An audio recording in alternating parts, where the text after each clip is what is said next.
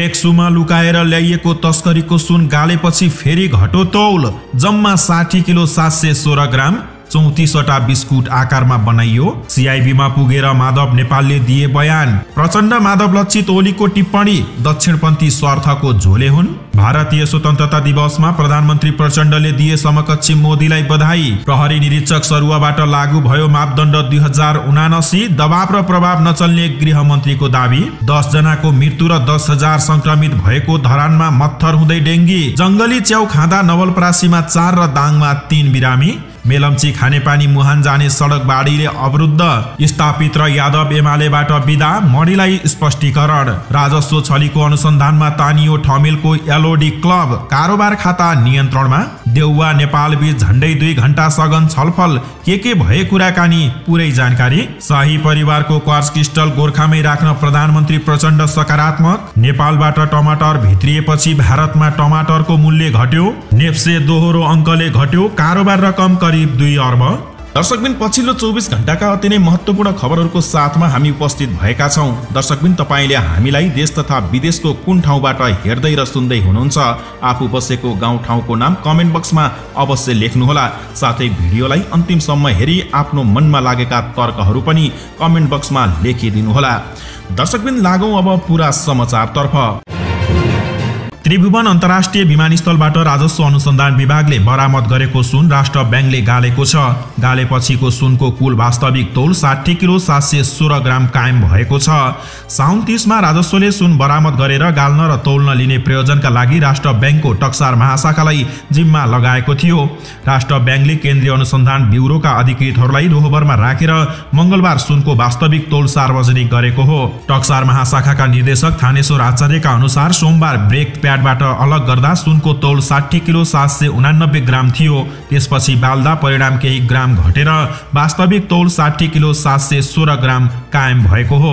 सोमबारदेखि राष्ट्र ब्याङ्कले सुन ब्रेक प्याडबाट अलग गर्न र गाल्ने प्रक्रिया सुरु गरेको थियो। असार 30 मा हङकङबाट क्याथे प्यासिफको उडान मार्फत आएको सुन रेडी ट्रेड प्रणालीले मगाएको खुलेको थियो। 160 वटा ब्रेक प्याडमा छिपाएर सुन काठमाडौँ ल्याइएको थियो। सुन सहितको ब्रेक प्याडको तौल 155 किलो थियो।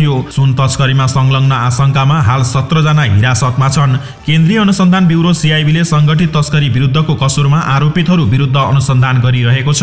तस्करीमा तिब्बत मूलका भारतीय नागरिक 53 वर्षीय ताप्तेन छिरिङ, चिनिया नागरिक जिङवाङ लिन र तिब्बत मूलका बेल्जियन नागरिक दावा छिरिङको मुख्य भूमिका देखिएको अनुसन्धानमा संलग्न ब्युरोका अधिकारीहरू बताउँछन्। राजस्व अनुसन्धान विभागका महानिर्देशक नवराज अधिकारीले बरामद गर्दा सुन करिब 80 देखि 100 किलो रहेको दावी गरेका थिए। प्रहरीको केन्द्रीय अनुसन्धान ब्युरो सीआईबीले पूर्व प्रधानमन्त्री माधव कुमार नेपालसँग बयान लिएको छ। ललिता निवास जग्गा हिनामिना सम्बन्धी मुद्दाको अनुसन्धानका लागि प्रहरीले बोलाएपछि सोमबार बेलुका नेता नेपाल सीआईबी पुगेका थिए। बयान सकाएर मध्यराती नेता नेपाल निवास फर्किएको सीआईबी स्रोत बताउँछ।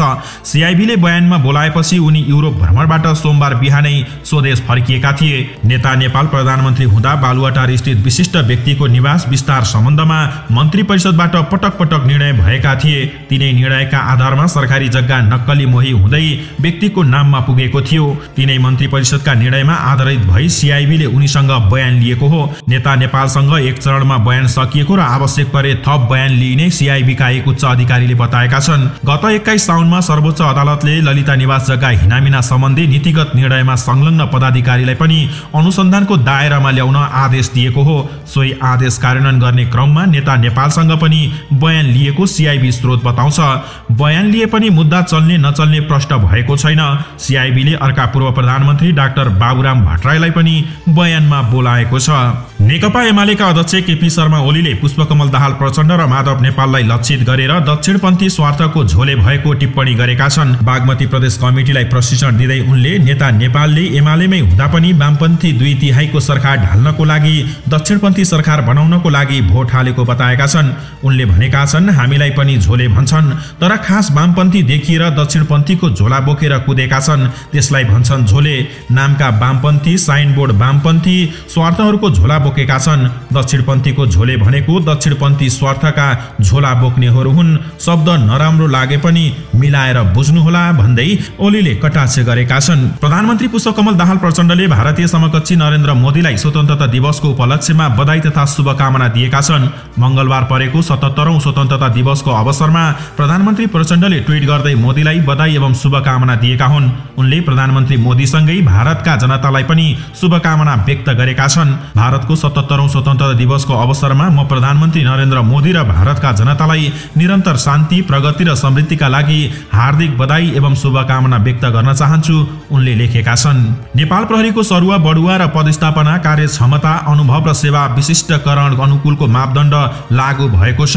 प्रहरी कर्मचारीको सरुवा सम्बन्धी मापदण्ड 2079 अनुसार ठूलो संख्याका प्रहरी निरीक्षकहरूको सरुवा भएसँगै सो मापदण्ड कार्यान्वयनमा आएको हो। तालिम पश्चात पास आउट भएका नयाँ तथा पुराना गरी 958 जना प्रहरी निरीक्षकको कार्यालय प्रमुख एवं सहायक दरबन्दी तर्फ सरुवा भएको छ। त्यस्तै 64 जना प्रहरी निरीक्षकहरूको बढुवा र पदस्थापन भएको छ। यी सबै सरुवा, बढुवा र पदस्थापन मापदण्ड अनुसार भएका हुन्। मापदण्डमा प्रहरी निरीक्षक प्रमुख हुने कार्यालयलाई जनघनत्व, यातायातको पहुँच, आपराधिक घटनाको संख्या, भौगोलिक अवस्थिति लगायतका आधारमा क, ख र ग श्रेणीमा वर्गीकरण गरिएको छ। त्यसमध्ये क र ख श्रेणीका कार्यालयमा ज्येष्ठता एवं कार्य सम्पादन स्तर समेतको आधारमा नदोहोरिने र आलो पालो हुने गरी कार्यालय प्रमुखको अवसर प्रदान गरिएको छ। पहिलो पटक कार्यालय प्रमुखको अवसर प्रदान गर्दा भने अनिवार्य रूपमा ख र ग श्रेणीका कार्यालयमा मात्र सरुवा गरिएको छ। त्यस्तै यसअघि नै काज सरुवामा मापदण्ड प्रतिकूल हुने गरी कार्यालय प्रमुखको रूपमा गएका प्रहरी निरीक्षकलाई फिर्ता बोलाई मापदण्ड बमोजिम कार्यालय प्रमुख वा सहायक दरबन्दीमा सरुवा गरिएको छ। यसरी श्रेणी छुट्याएर मापदण्ड अनुसार सरुवा, बढुवा र पदस्थापन हुन थालेपछि कुनै पनि दबाव र प्रभावको अर्थ नहुने गृह मन्त्रालयले जनाएको छ। पहुँचवालाले लगातार अवसर पाइरहने र पहुँच नहुनेहरू अवसरबाट वञ्चित हुनुपर्ने अवस्था अन्त्यका लागि उक्त मापदण्ड बनेको हो। नारायण काजी श्रेष्ठले उप प्रधानमन्त्री तथा गृहमन्त्रीको कार्यभार सम्हालेदेखि नै सुशासन र पारदर्शितालाई महत्त्व दिँदै आएका छन्। सुनसरीको धरानमा डेङ्गी संक्रमण केही मत्थर भएको छ। गएको जेठ यता यहाँ डेङ्गी संक्रमण उच्च थियो। 3 दिन यता दैनिक 200 देखि 300 जनामा संक्रमण पुष्टि भएको धरान उपमहानगरपालिकाले जनाएको छ। उपमहानगरका स्वास्थ्य शाखा प्रमुख उमेश मेहताका अनुसार परीक्षण पोजिटिभिटी दर 70% छ। दैनिक संक्रमितको संख्या भने घट्दो क्रममा देखिएको छ। जेठ यता साउन 29 गतेसम्म धरानमा डेङ्गीका कारण 10 जनाको मृत्यु भएको छ। यो अवधिमा 10,483 जनामा संक्रमण पुष्टि भएको छ। साउन दोस्रो र तेस्रो साता धरानमा डेङ्गी संक्रमण उच्च बिन्दुमा पुगेको थियो। सो समयमा दैनिक 1700 जनासम्ममा संक्रमण पुष्टि भएको मेहताले बताएका छन्। हाल सिकिस्त संक्रमितको संख्या समेत घटेको उनको भनाइ छ। संक्रमितको संख्या बढेपछि उपमहानगरले 8 स्वास्थ्य संस्थालाई डेङ्गी उपचार केन्द्रका रूपमा तोकेको थियो। जंगली च्याउ खाँदा दाङमा एकै घरका 3 जना र पश्चिम नवलपरासीमा एकै घरका 4 जना बिरामी परेका छन्। पश्चिम नवलपरासीमा एकै परिवारका 4 जना बालबालिका जंगली च्याउ खाएर बिरामी परेका छन्। मंगलबार बिहान बर्दघाट नगरपालिका 14 को आवास टोलमा बस्ने बर्मा लोहारको 13 वर्षीय छोरा किशन लोहा र छोरीहरू 15 वर्षीय अनुपमा र 11 वर्षकी आँचल र 9 वर्षकी अनु बिरामी भएका हुन्। उनीहरूको उपचार सहित स्मृति सामुदायिक अस्पताल चौपातामा भइरहेको तथा बालबालिकाहरूको अवस्था सामान्य रहेको जिल्ला प्रहरी कार्यालयका प्रहरी नायब उपरीक्षक भोजराज पाण्डेले बताएका छन्। घटनाको खबर प्राप्त हुनसाथ इलाका प्रहरी कार्यालय सेमरीबाट प्रहरी नायब उपरीक्षक गोकर्ण चौहानको कमान्डमा खटिएको टोलीले अनुसन्धान गरिरहेको बताएको छ। उनीहरूले कुन प्रजातिको च्याउ सेवन गरेका हुन् भन्ने बारे खुल्न नसकेको प्रहरीले जनाएको छ। यसैगरी दाङको बङ्गलाचुली गाउँपालिकामा जंगली च्याउ खाँदा एकै घरका 3 जना बिरामी परेका हुन्। च्याउ खाँदा बङ्गलाचुली गाउँपालिका वडा नम्बर 4 मैकुटीमा बस्दै आएका 31 वर्षका अजय सुनार, 27 वर्षीय ईश्वरी सुनार र 11 वर्षकी छोरी अस्मिता सुनार जंगली च्याउ खाँदा बिरामी परेका हुन्। बङ्गलाचुली गाउँपालिका वडा नम्बर 4 मा रहेको भित्तला भन्ने जंगलबाट खोजेर ल्याएको नचिनेको च्याउ खाँदा उनीहरू बिरामी परेका हुन्। बिरामी परेकाहरूलाई बान्ता हुने, चक्कर लाग्ने र पखाला लाग्ने भएको छ। बिरामीहरूलाई बङ्गलाचोली अस्पतालमा प्राथमिक उपचारपछि थप उपचारका लागि राप्ती स्वास्थ्य विज्ञान प्रतिष्ठान घोराई रेफर गरिएको छ। उनीहरूले जंगली च्याउ 28 गते साँझ खाएका थिए। मेलम्ची खानेपानी आयोजनाको मुहान अम्बाथान जाने बाटो बाढीले अवरुद्ध बनाएको छ। लगातारको वर्षाले हेलम्बु राजमार्गका विभिन्न स्थानमा सडकमा क्षति पुर्याएको हेलम्बु गाउँपालिकाका अध्यक्ष निमा ग्याल्जेन शेर्पाले जानकारी दिएका छन्। मेलम्ची खोलामा आएको बाढीका कारण हेलम्बु गाउँपालिकाको ढुङ्गे बजारबाटै सडक सञ्जाल टुटेको र कतिपय बस्ती सार्वजनिक संरचना खेतीयोग्य जमिनको समेत उच्च जोखिम भएको अवस्थामा समेत संघ र प्रदेश सरकारले व्यवस्था गरेको उनले गुनासो गरेका छन्। राष्ट्रिय गौरवको मेलम्ची खानेपानी आयोजनाले समेत यो विपत्तिमा चासो नदिएको उनले बताएका छन्। हेलम्बु आन्तरिक स्रोत नै नभएको पालिका हो, त्यसमा पनि यो वर्ष बजेट कटौती भएर आएको छ। विपद जहिले पनि हेलम्बुमा क्षति पुर्याइएको अवस्थामा आएको बजेट विकासमा खर्च गरौँ कि खोलामा लगेर हालौँ, उनले प्रश्न गरेका छन्। अहिले खानेपानी आयोजनाको काम बन्द भए पनि व्यवस्था गर्न नहुने जनाउँदै उनले फेरि पनि पानी लैजाने हो भने मेलम्चीबाट आयोजना स्थलसम्मकै सडक सञ्चालनका लागि आयोजनाले जिम्मा लिनुपर्ने बताएका छन्। अध्यक्ष शेर्पाका अनुसार अहिले पाटी भन्ज्याङ हुँदै हेलम्बु जोड्ने वैकल्पिक सडक सञ्चालनका लागि काम भइरहेको छ। बाढीका कारण हेलम्बुका सडक यातायात पूर्ण रूपमा टुटेकाले वैकल्पिक सडक सञ्चालनमा ल्याएर पनि पालिकालाई सडक सञ्जालमा जोड्न प्रयास थालिएको उनले जानकारी दिएका छन्। अध्यक्ष शर्माले काठमाडौँबाट साँखु, भोटेश्वर, हेम्बुङ, पाटी भन्ज्याङ हुँदै हेलम्बुको ग्याल्तुमसम्म पुग्न सकिने सडक सञ्चालनका लागि काम भइरहेको बताएका छन्। गत हिउँदमा नदी नियन्त्रण तथा व्यवस्थापनका लागि गरिएको सबै प्रयास असफल भएपछि अहिले तनाव सिर्जना भएको उनले बताएका छन्। खोलालाई पुरानै धारमा फर्काउनका लागि करोडौं बजेट खर्च भयो, तर अहिले उपलब्धि केही छैन। आगामी दिनमा हेलम्बुमा दीर्घकालीन योजना बिना जताभावी खोलामा मेसिन हाल्न रोक लगाउँछु, अध्यक्ष शर्माले भनेका छन्। नेकपा एमाले 2 जना नेतालाई पार्टीबाट बिदा गरेको छ। त्यस्तै 1 जना स्थायी कमिटी सदस्यलाई केही दिनमै हटाउने एमालेको तयारी रहेको छ। सोमबार बसेको नेकपा एमालेको केन्द्रीय सचिवालय बैठकले पूर्व मन्त्री र प्रदेश सभा सदस्य समेत रहेका केशव स्थापित र केन्द्रीय सदस्य प्रमोद नारायण यादव सिराहालाई पार्टीबाट हटाएको हो। स्थापित 2079 को निर्वाचनमा एमालेका तर्फबाट काठमाडौँ महानगरपालिकाको मेयरको पदमा उम्मेद्वार बनेका थिए। स्थापित र यादवले पार्टीमा सक्रिय हुन नसक्ने मौखिक जानकारी दिएपछि उनीहरूलाई पार्टीले बिदा गरेको उपाध्यक्ष सुभाष नेम्बाङले बताएका छन्। पार्टीमा रहेर पनि सक्रिय नहुने नेताहरूलाई क्रमशः हटाउँदै जाने नीति अनुसार 2 जना नेतालाई सोमबारको सचिवालय बैठकले निर्णय गरेर हटाएको हो। त्यस्तै पूर्व मन्त्री समेत रहेका माओवादी पृष्ठभूमिका स्थायी कमिटी सदस्य मणि थापालाई स्पष्टीकरण सोध्ने निर्णय गरेको एमालेका एक नेताले जानकारी दिएका छन्। लामो समयदेखि पार्टी कमिटीमा रहेर पनि कुनै पनि काममा नलाग्नेहरूलाई छाड्दै जाने नीति पार्टीको छ। सोही अनुसार सक्रिय हुन नसक्नेहरूलाई बिदा दिने निर्णय भएको हो, एमालेका एक पदाधिकारीको भनाइ छ। ती पदाधिकारीका अनुसार स्थायी कमिटी सदस्य थापाको हकमा एक पटक स्पष्टीकरण सोधेपछि निर्णयमा पुग्ने निर्णय सचिवालयले गरेको छ। सचिवालय बैठकले 2 जना नेतालाई केन्द्रीय कमिटीबाट बिदा गरेर अरु 2 जना केदार नेउपाने र छक्क बहादुर लामालाई केन्द्रीय सदस्यमा थप्ने निर्णय गरेको उपाध्यक्ष सुरेन्द्र पाण्डेले जानकारी दिएका छन्। ठमेलको यालोडी lord of the drinks night club कर छलीको अनुसन्धानमा तानिएको छ।